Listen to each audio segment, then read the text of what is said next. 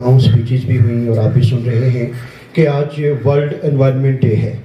बेटा, हर ख़ास मौके की मुनासबत से हमारे जो थिंकर्स हैं, थिंक टैंक्स हैं, उन्होंने कुछ दिन मखसूस किए हैं। जैसे हम 8 मार्च को वुमेंस डे मनाते हैं तो उसका ये मतलब नहीं है कि बाकी 364 दिन हमारी बच्चियों, माँओं, बहनों के नहीं हैं। या हम फादर्स डे मनाते हैं तो एक ही दिन फादर्स डे नहीं होता है। हमने 31 मई को हमने भी मनाया वर्ल्ड नो टोबैको डे, तो इसका ये मतलब नहीं है कि सिर्फ 31 मई को हम टोबैको को नो कहेंगे और बाकी दिन चलेगा।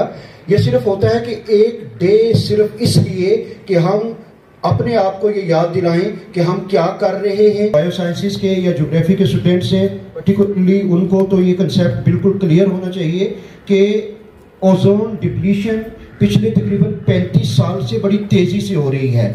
अर्ली 90s में जब हम स्कूल में थे आपकी उम्र में, तो तब ये मसला सामने आया था जी कि ओजोन डिप्लीशन। फिर पता चला ओजोन क्या होती है, ओजोन लेयर क्या है, कैसे डिप्लीट हो रही है, ये ग्रीन हाउस इफेक्ट क्या है, ये जो हमारी जो कौन सी वो गैसेस हैं जो ग्रीन हाउस को काज करती हैं और जिनकी वजह से ओजोन की लेयर में एक सुराख हुआ है जो बढ़ता चला जा रहा है, और आज की डेट में उसका साइज हमारा जो सब कॉन्टिनेंट है अंटार्कटिका का उससे बड़ा हो गया है।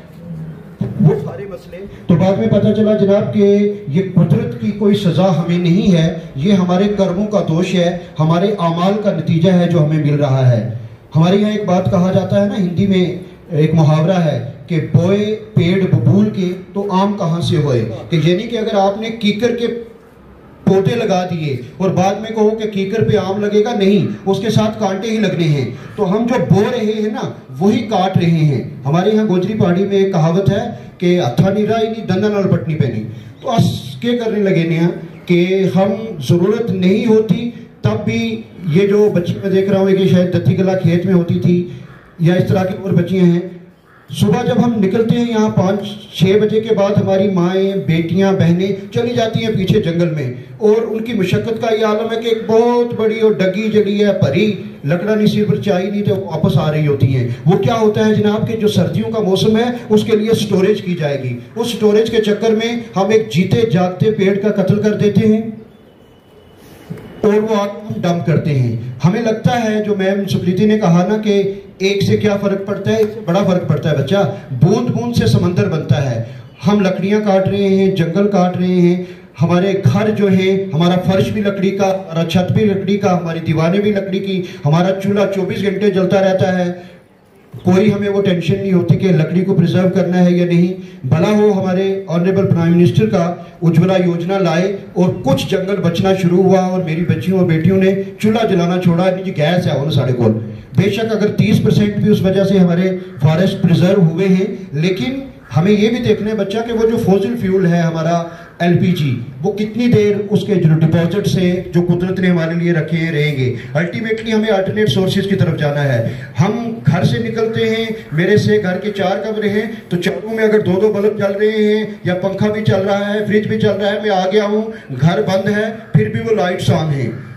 हमारे एक आदत आप बच्चों को सुधारने की जरूरत है। हम अपने गाँव के मिजाज से चलते हैं ना कि पानी में एक नाड़ा लगा, वो आदत हमें उस नेचुरल सोर्स ऑफ पानी की ये है कि हम उस पर टूटी नहीं होती, टैप नहीं होता, उसको हम बंद नहीं करते तो इसको भी खुला छोड़ देते हैं। तो बच्चा एक एक बूंद पानी की कीमती है, एक एक पत्ता, पूरा पेड़ नहीं, एक एक पत्ता भी कीमती है। आपको पता है कि इस बार की थीम पर्टिकुलरली प्लास्टिक से रिलेट करती है। प्लास्टिक के हवाले से 3R की बात आप सारे करते हैं। कुछ बच्चियां मैं देख रहा हूं जिनके पास नोटबुक्स हैं। अगर आप नोटबुक की बैक साइड जिनके हाथ में है ना, वो जरा देख लें, वहां एक ऐसा सेमी सर्कल सा बना होगा और उस पे 3R लिखे होते हैं। किसी को पता है कि वो 3R क्या है? एनवायरमेंट से रिलेटेड जो सबसे बड़ा काम हो रहा है उन्हीं 3R पे हो रहा है। एनीबॉडी? यस बेटा। ये कहती है reduce, reuse and recycle. Thank you बेटा, बहुत अच्छे, बैठे आप, थैंक यू। रिड्यूस का मतलब क्या है बच्चा कि हमने प्लास्टिक का इस्तेमाल कम से कम करना है। अगर कर लिया तो उसके बाद उसको रीयूज करना है, और हम करते हैं। हम तो टूथब्रश को भी रीयूज कर लेते हैं।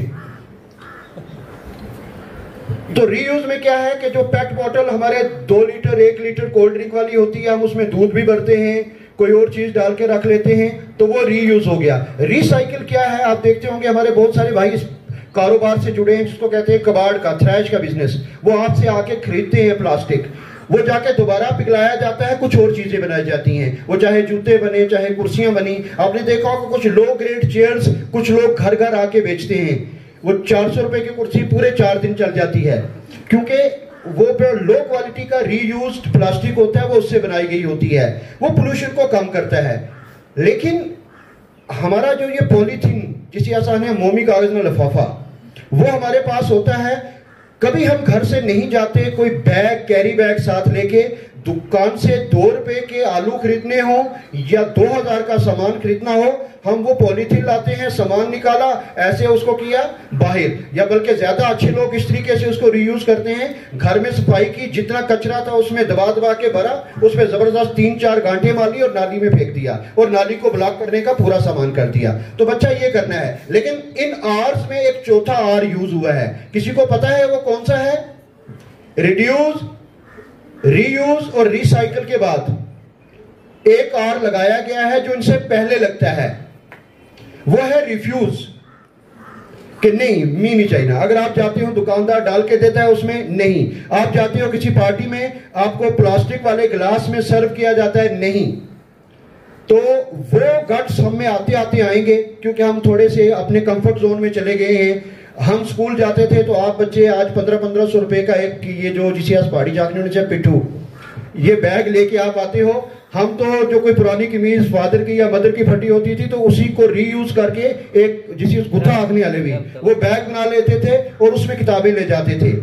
प्लास्टिक के शूज हैं तो उन्होंने हेठ भी चिमटा तत्ता करके एक पुरानी कोई और चीज जोड़ने से लाने से तो